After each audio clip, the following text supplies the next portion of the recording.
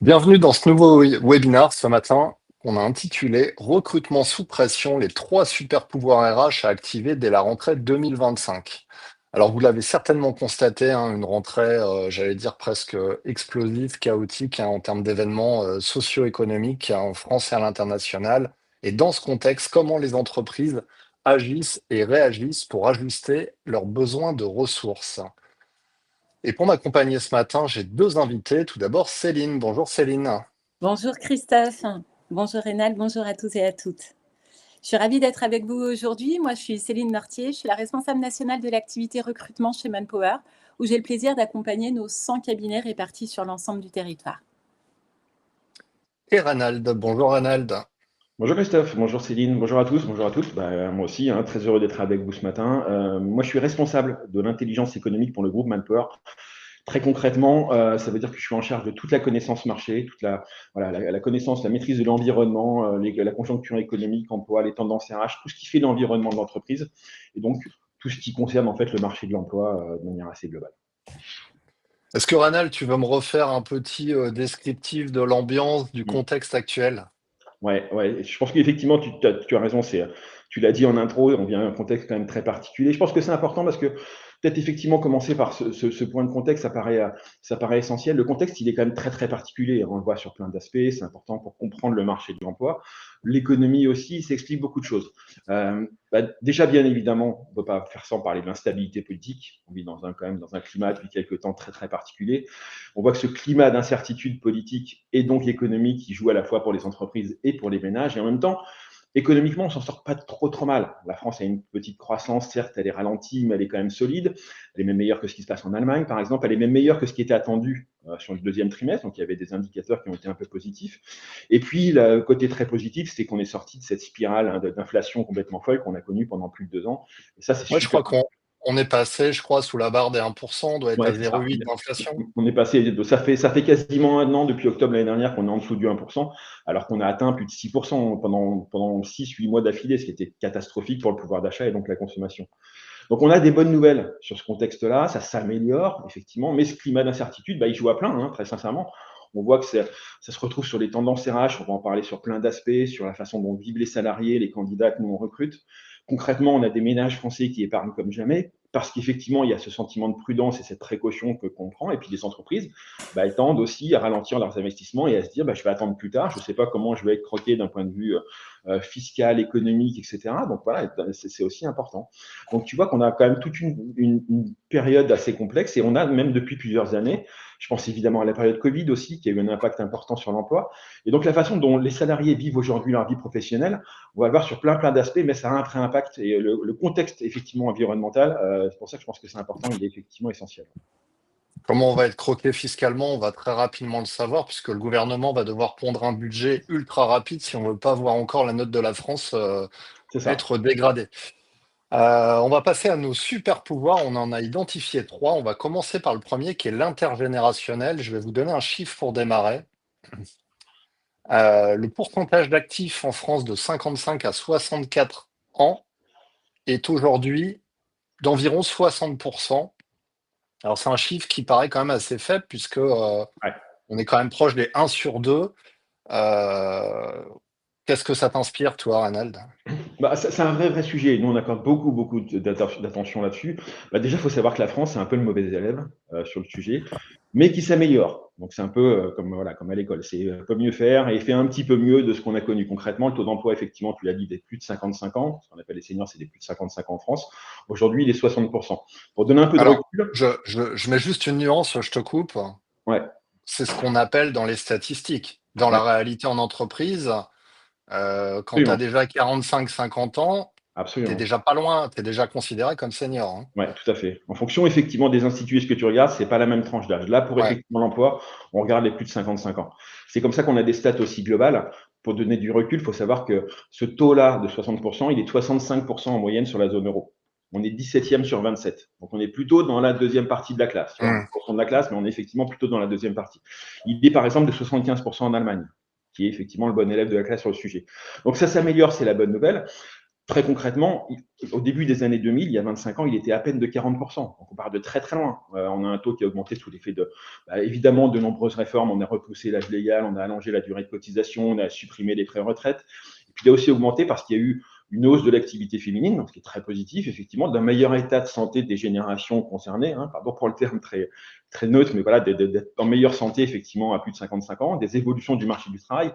Je pense aux politiques incitatives, la fin des mesures de sortie anticipée, etc., etc. Donc, il y a pas mal de points qui sont importants.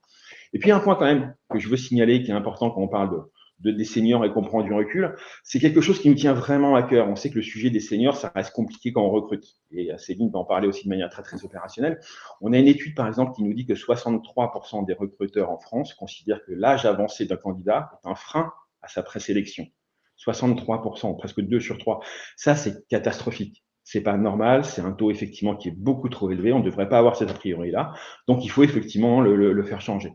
Donc le taux, il augmente, les mentalités, j'espère aussi, c'est plutôt positif, ça s'améliore, il faut aller dans ce sens, c'est un enjeu très fort évidemment de transmission de compétences, de mentorat, d'accompagnement, etc., mais c'est aussi un enjeu très fort sur notre modèle social, parce qu'on a un modèle social en France qui ne peut pas fonctionner avec un taux d'emploi des seniors qui est aussi faible.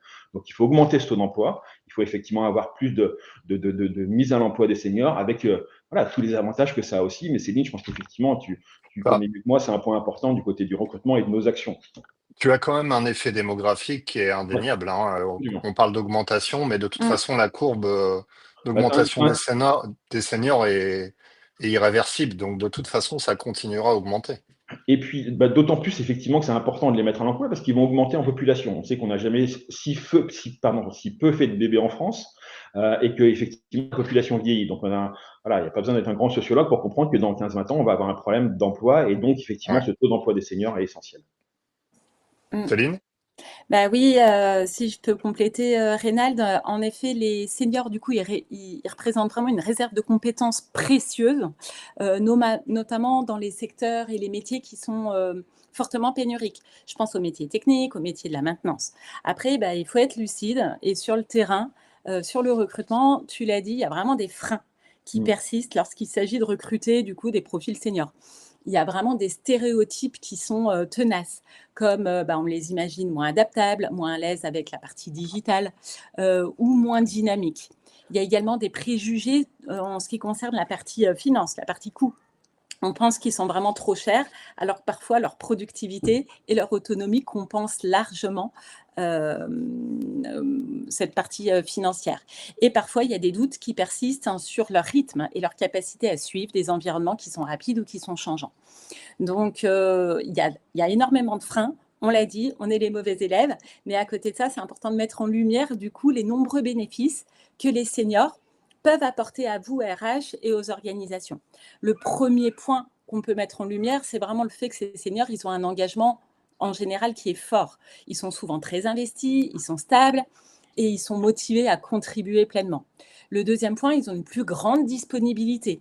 Ils sont moins soumis à des contraintes familiales. Ils peuvent s'adapter du coup aux horaires ou parfois à des grands déplacements, ce qui peut intéresser certaines entreprises.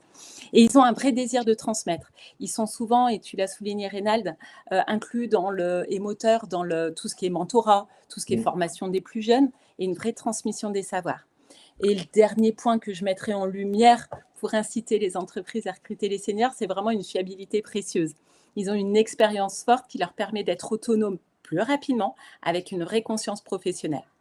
Donc, au global, miser sur les seniors, c'est vraiment faire le choix de la complémentarité au sein d'une équipe, d'une transmission et de la solidité dans les équipes. Et ça, dans un marché en tension, c'est vraiment une stratégie RH qui peut s'avérer gagnante. Alors, tu as parlé notamment du frein concernant les salaires, hein, qui est Mmh. souvent, on va pas se mentir, hein, le premier frein en entreprise, hein, rémunération des seniors. On préfère embaucher un junior à 2 000 euros qu'un senior à 5 000, on va pas se mentir. Pour autant, depuis septembre, nouveau système de retraite progressive. Ranal, tu peux nous en dire deux mots parce que ça peut avoir un impact. Ouais, ouais, c'est vrai. Oui, oui, ça a un impact, effectivement, ça peut jouer dans ce sens-là. C'est tout récent, effectivement, tu as raison, ça date du 1er septembre là, 2025, donc ça a quelques jours. Concrètement, en fait, l'âge pour bénéficier effectivement de la retraite progressive, il a été avancé à 60 ans pour tous. Avant, il était effectivement pour certains, maintenant, il est effectivement pour tous. Donc, c'est un dispositif concrètement, rapidement, qui permet à la fin de la carrière de travailler à temps partiel en touchant une partie de ses pensions de retraite. C'est voilà, c'est une mesure, c'est en faveur des futurs retraités. Ça permet effectivement de lever un peu le pied sur la fin de carrière. Ça limite effectivement la baisse des revenus. C'est vraiment un jeu d'équilibre comme ça qui peut être intéressant pour certains métiers, certaines populations. Et effectivement, faire cette transition, c'est la suite en fait d'une négociation interprofessionnelle qui date de novembre 2024 et qui vient effectivement de passer en application au 1er septembre. Donc, c'est effectivement une solution intéressante et intermédiaire. Pour les deux parties d'ailleurs, hein, aussi bien Ouais. pour les pré-retraités que pour les entreprises. Ok, on a vu cette population des seniors qui est finalement, moi je dirais en entreprise, la population pour le moment un peu perdante, versus la grande population gagnante pour lesquelles se battent les entreprises, qui est la génération Z. Cette fameuse génération Z, Reynald. Alors, cette fameuse génération Z, comme tu dis, fameux, je pense qu'effectivement, c'est le bon adjectif. On en parle beaucoup, ça aspire beaucoup d'a priori, d'histoire, de réalité aussi par rapport à ça. Bah, effectivement, on a parlé des seniors. Si tu prends l'autre bout du spectre, si je puis dire, démographique, effectivement, on a les jeunes et cette génération Z, cette Gen Z, comme on l'appelle. Concrètement, bah, c'est la génération qui arrive sur le marché de l'emploi aujourd'hui. Je crois que les dates officielles, c'est qu'entre 97 et 2012. Donc, c'est effectivement ceux qui sont aujourd'hui, qui arrivent sur le marché de l'emploi. C'est une génération qui fait beaucoup parler, effectivement, parce que les entreprises ont parfois des difficultés d'intégration, de compréhension, d'attente, etc. Je vais essayer, c'est important, toujours sur ces sujets-là, de ne pas caricaturer, pas trop généraliser. Voilà, c'est important. Mais on voit que c'est une génération qui arrive effectivement quand même avec des exigences qui sont fortes, à la fois une volonté de défendre des grandes valeurs, d'égalité, d'inclusion, le souci de l'environnement, etc. Et puis aussi de garder un équilibre entre la vie professionnelle et la vie personnelle. C'est important. C'est-à-dire que le travail, c'est pas une finalité, c'est un moyen. C'est voilà, c'est une philosophie effectivement qui est un petit peu différente de ce qu'on a pu connaître sur les générations d'avant. C'est une génération qui a connu le Covid de plein fouet. Alors, évidemment, on va se dire comme tout le monde, hein, c'était il y a 5 ans, on l'a tous vécu, moi je l'ai vécu, vous l'avez tous vécu derrière l'écran, etc. Mais ils l'ont vécu en étant soit étudiants, soit en arrivant sur le marché de l'emploi. Donc, c'est pas simple, effectivement. Ça marque, effectivement, c'est un début de fonctionnement qui est pas facile et qui est pas simple. On sait qu'en 2030, cette génération Z, ça va représenter plus de 50% de la population active. Donc voilà, c'est un point important, c'est un volume important et c'est légitime, encore une fois, par rapport à ce qu'on s'est dit sur la démographie, c'est assez cohérent. Et la manifestation de cette génération, c'est aussi une certaine mobilité, voire une volatilité, si on peut dire. On a quasiment la moitié, on a une étude qui nous dit que 47% de la génération Z déclarent qu'ils pourraient quitter leur poste actuel dans les 6 prochains mois. On voit que c'est quand même super important. Tu as un salarié sur 2 de moins de 25 ans qui se dit, bah non, dans 6 mois, je peux être ailleurs et faire autre chose. Et effectivement, c'est le taux le plus élevé quand on va regarder les différentes intentions, les aspérités par génération. Donc, ces exigences-là, elles sont fortes, elles sont aussi sur leurs valeurs. On sait qu'effectivement, ça aussi c'est un point important, on sait qu'on a plus des 2 tiers de la génération Z, pardon, je donne plein de chiffres, mais c'est important, on a les 2 tiers de la génération Z qui n'est pas satisfait des actions que son entreprise réalise sur les valeurs qu'elle porte. Que ce soit, voilà, encore une fois, sur l'inclusion, sur l'environnement, sur tout ça. Donc, c'est une génération qui est critique, ce qui explique un peu, effectivement, cette capacité de se dire, bah non, j'irai voir ailleurs si je trouvais quelque chose d'important. Donc, c'est un point important. Et puis, un point aussi qui est important, c'est peut-être un conseil qu'on peut donner, et là aussi, je pense que Céline aura plein de choses très, très opérationnelles, mais c'est un conseil qu'on peut donner. Il faut savoir que cette génération Z, quand elle vient en entretien, elle s'est nettement renseignée sur l'entreprise qu'elle vient voir. On ne vient pas effectivement en entretien comme ça, elle s'est déjà fait un avis et on sait qu'effectivement elle a un a priori, alors que ce soit positif ou négatif.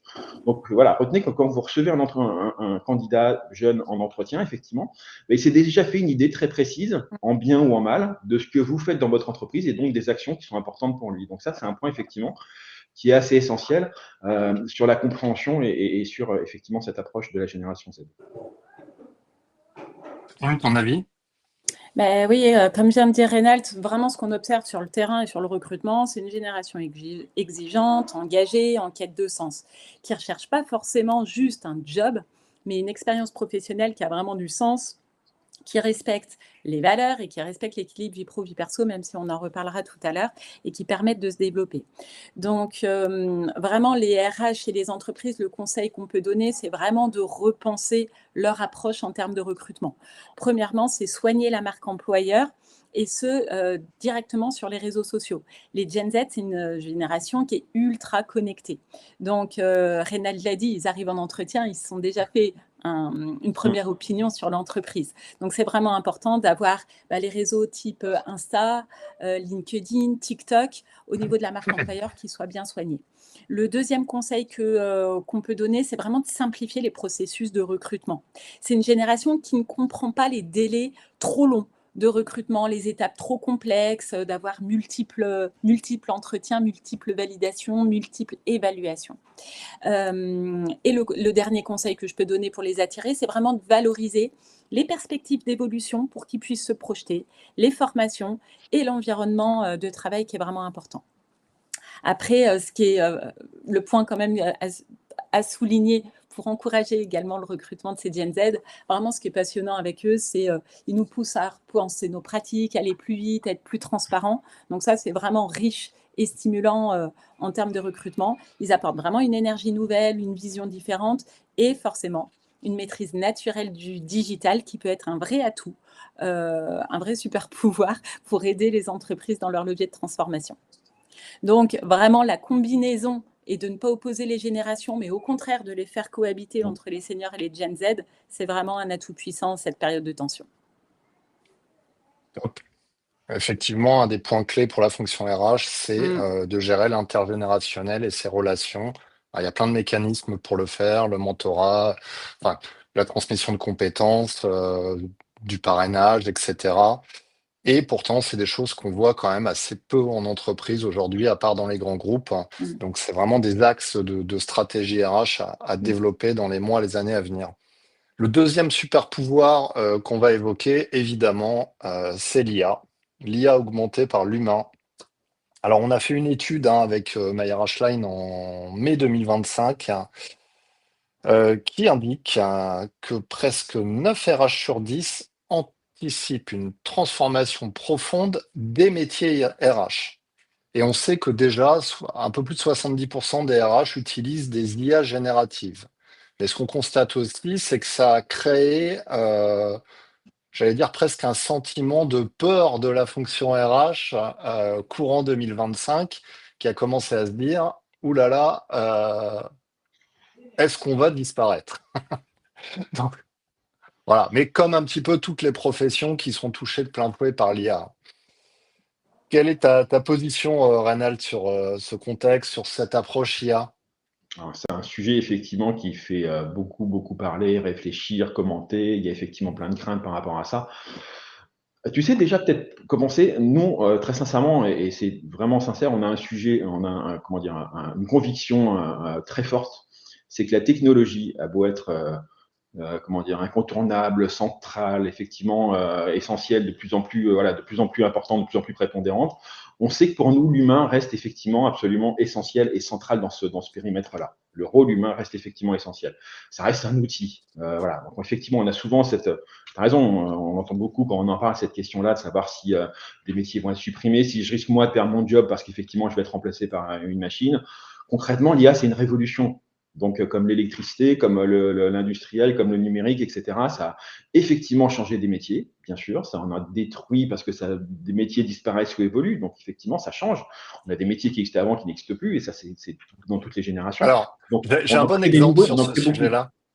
Ouais, J'ai un petit exemple, si tu me permets, bien sûr. de métiers qui ont disparu et qui réapparaissent. Tu prends toute la grande distribution avec le métier de caissier, Ouais. caissière. En fait, l'IA a déjà supprimé une grande partie de ces métiers depuis 10 ans. Et aujourd'hui, les acteurs de la grande distribution sont en train de faire machine arrière en se disant, en fait, ça marche pas. On va réinjecter des caissiers et des caissières parce que, la population qui vient le plus en grande surface aujourd'hui, généralement, c'est plutôt des seniors. Et ils ont besoin d'un contact humain. Ouais. 2, on a beaucoup de vols avec les caisses automatiques et on n'arrive pas à le contrôler. Absolument. Donc, il y a un retour arrière, il y a un ajustement. Ouais. Et je crois que l'IA, ça sera la même chose. Peut-être qu'on va supprimer des jobs pour finalement se dire ah ben non, on a fait une erreur, on va les réintroduire. Mais c'est exactement ce que tu dis. Je pense que c'est vraiment le mot, c'est vraiment un ajustement. C'est vraiment effectivement une notion d'équilibre et se dire effectivement, c'est un outil, c'est un moyen très important parce qu'effectivement, ça accélère plein de choses, ça facilite plein de choses, on va avoir de la productivité, etc., qui va être accélérée. Mais effectivement, c'est vraiment une question d'équilibre et d'ajustement. Et très concrètement, quand on nous pose effectivement cette question de se dire est-ce que mon job va être supprimé, La réponse, effectivement, on l'entend souvent, mais c'est très vrai, c'est que je ne sais pas si ton job va être supprimé, mais je sais que tu risquerais d'être remplacé par une personne qui se servira de l'IA, par contre. Donc voilà, Exactement. c'est plutôt effectivement dans ce sens-là. On sait que c'est un enjeu important. Là aussi, pardon, je donne des chiffres, mais c'est pour prendre de la hauteur et avoir un peu de cadrage. On sait que d'un point de vue mondial, c'est un vrai levier de croissance et de développement. On estime sur des études que 150 millions d'emplois vont être créés dans les prochaines années. Je pense à la protection de données, la cybersécurité, l'IA, évidemment, on en parle, mais tout ce qui va autour, le machine learning, le traitement de data, etc. Donc, c'est un levier de croissance très, très important et c'est des métiers qui, pour la plupart, ne sont pas. Voilà, ça rejoint aussi des notions de compétences, de choses comme ça. Et pour l'IA, très spécifiquement, aujourd'hui, grosso modo, on estime qu'une entreprise sur 2 dans le monde utilise l'IA pour pouvoir effectivement avancer et pour pouvoir travailler comme ça. Donc, on voit qu'on est en phase. Ça aussi, c'est un point important. C'est qu'on est effectivement, tu parlais d'équilibre, dont on avance, on recule un petit peu, etc. On voit qu'on est aussi en phase d'intégration. On a aussi une révélation de ça, c'est qu'à date, on a la moitié des salariés en France qui déclarent ne pas savoir utiliser l'IA pour avoir les gains de productivité qu'on lui demande. On sait qu'effectivement, l'IA va permettre de faire des gains de productivité, ça va simplifier des choses, ça va accélérer plein de choses. Moi, je m'en sers dans mon job, je pense qu'on s'en sert tous effectivement beaucoup de plus en plus dans notre boulot. Le but, effectivement, c'est d'accélérer les choses. C'est vraiment mais il faut savoir comment s'en servir. On peut aussi perdre du temps à mal se servir d'un outil. Donc, effectivement, l'IA, c'est pareil. Et en France, tu l'as dit, on a 3/4, effectivement, grosso modo 71% des entreprises qui ont déjà des outils intégrés à leur process de recrutement, et Céline en parlera encore mieux que moi, parce qu'effectivement, c'est un levier très, très important, et ça va effectivement transformer les métiers. Donc voilà, c'est vraiment quelque chose de nouveau, c'est vraiment un accompagnement, et il faut effectivement, comme toute nouveauté qui arrive et qui est importante, il faut savoir en tirer profit. Alors Céline, les recruteurs vont-ils disparaître? Alors, l'IA transforme le recrutement et ça, en tout cas, je peux le dire, c'est une super nouvelle. Elle nous permet vraiment, en tant que recruteur, de gagner en efficacité, d'aller plus vite sur notre ATS pour mieux cibler les profils. Ça permet également de réduire les biais et d'accélérer les processus. L'IA ne supprime certainement pas les recruteurs, mais par contre permet vraiment de libérer du temps administratif. Concrètement, elle nous permet d'aller plus vite sur la rédaction des annonces, d'aller plus vite sur les comptes rendus d'entretien, pour vraiment que les recruteurs puissent se concentrer sur ce qui compte vraiment. Et ce qui compte vraiment, c'est vraiment la relation humaine. Donc l'IA, c'est un outil, mais c'est vraiment pas la finalité. L'humain reste central. Les candidats, qui est le cœur du métier de recruteur, ils veulent du sens, ils veulent une relation qui soit authentique et pas juste un algorithme interpersonnel. Ils veulent vraiment une relation où ils puissent poser des questions sans qu'un robot réponde de manière automatique. Ils veulent également du coup une écoute réelle, une expérience humaine, des exemples sur leur entreprise, sur l'entreprise pour laquelle ils postulent, où ils sont en process. Ils veulent vraiment du coup une considération vis-à-vis de leur profil. Du coup, l'IA, c'est un des super pouvoirs RH, mais le héros, ça reste vraiment l'humain. Et c'est l'alliance entre cette technologie et le relationnel qui va faire la différence dans les recrutements de demain.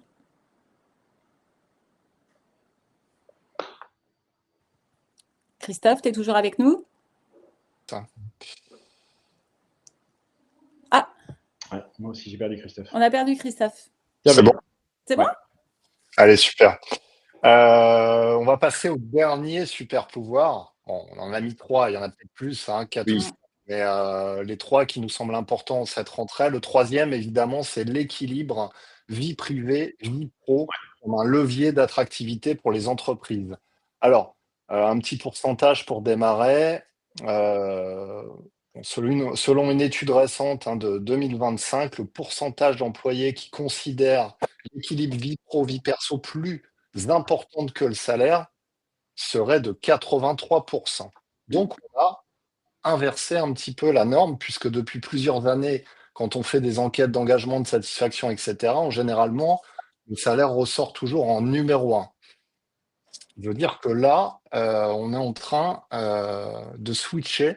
Alors évidemment, le salaire reste quand même numéro 2 ou 3 dans toutes les études, hein.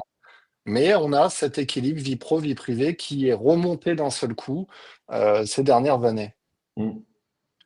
Ouais, c'est quelque chose qu'on voit vraiment beaucoup de plus en plus. C'est un aspect très, très important parce qu'effectivement, c'est à prendre en compte, c'est des aspérités différentes. C'est effectivement, j'en ai parlé tout à l'heure, hein, par rapport à la relation au travail, quand je parlais de la génération Z, d'être un moyen et pas une finalité. Cet équilibre vie professionnelle et vie perso, ça prend une place effectivement très, très importante. On sait qu'effectivement, je crois que c'est 83% dans une étude qu'on a suivie des salariés en France qui disent que la pandémie de Covid, on a vécu qui effectivement a eu un impact très très fort. Encore une fois, j'en ai parlé pour la génération Z, mais c'est pas que pour eux. Ça a changé leur regard sur le travail et sur les priorités. Donc voilà, donc 83%, bah, déjà de fait, on sait que c'est pas qu'une histoire de génération, c'est effectivement assez global et ça montre à quel point cette notion d'équilibre, elle est vraiment, vraiment essentielle. Et à côté de ça, on sait qu'à travers des études sur le stress au travail, on a la moitié des salariés dans le monde qui disent qu'ils subissent un stress entre modéré et élevé. Donc voilà, il y a quand même cette injonction-là qui est toujours assez forte. Donc quand on parle d'équilibre vie pro, vie perso, c'est un point important. On peut aussi parler, ça me paraît aussi important dans ce contexte-là, de parler de télétravail et de ce qui s'est passé depuis 5 ans, justement, hein, depuis le Covid, parce que moi, je considère, et je pense qu'effectivement, on le voit un peu partout, c'est que le télétravail a été fortement généralisé, un petit peu, pardon pour le terme, en marche forcée à cause du Covid, par ce contexte-là, parce qu'effectivement, il fallait garder de la productivité, de l'action, et effectivement rester plutôt à la maison. Donc, de fait, c'était la définition du télétravail. On a beaucoup d'entreprises qui ont pris des dispositions pendant cette période peut-être plus rapidement que ce qu'elles auraient fait dans une période classique. Ça, évidemment, hein, je pense ça serait pas allé aussi vite, et Ouais. qui du coup essayent un petit peu de revenir en arrière. Tu vois, c'est comme notre exemple de tout à l'heure sur l'IA. C'est pas évident de trouver un équilibre quand tu vas trop vite dans un sens et qu'effectivement tu peux pas forcément revenir en arrière. C'est assez compliqué. Donc on voit qu'on a tous en tête beaucoup de groupes effectivement qui essayent de revenir en arrière, mais qui peuvent pas. Et c'est pas simple à gérer effectivement cet équilibre-là. C'est aussi une attente des candidats, c'est aussi tout ça. Donc c'est quelque chose qu'il faut savoir tenir compte. Pour un recruteur, c'est super important. Je pense qu'effectivement, Céline, tu le vois aussi, et on le porte très fortement dans nos cabinets de recrutement. Bah, tout à fait, Rénal. Dans un marché où c'est les talents qui choisissent leur employeur, c'est Ouais. un vrai avantage concurrentiel puissant. Aujourd'hui, tu l'as dit, les candidats ne recherchent plus seulement un poste, ils recherchent un cadre de vie, une expérience professionnelle alignée avec leurs valeurs et surtout le fameux respect de leur temps et de leur équilibre. Ce qu'on entend souvent en entretien avec les candidats, c'est bah, je veux pouvoir m'investir mais pas m'épuiser. Je veux un job qui me laisse de l'espace pour ma vie perso. Je veux travailler dans une entreprise qui comprend que je suis aussi parent, aidant, sportif, voire artiste. Et ça, Reynald, tu l'as dit, c'est pas réservé à la Gen Z. C'est Ouais. vraiment une attente transversale qu'on retrouve chez les jeunes, chez les parents, chez les seniors et également chez les profils qui sont en reconversion.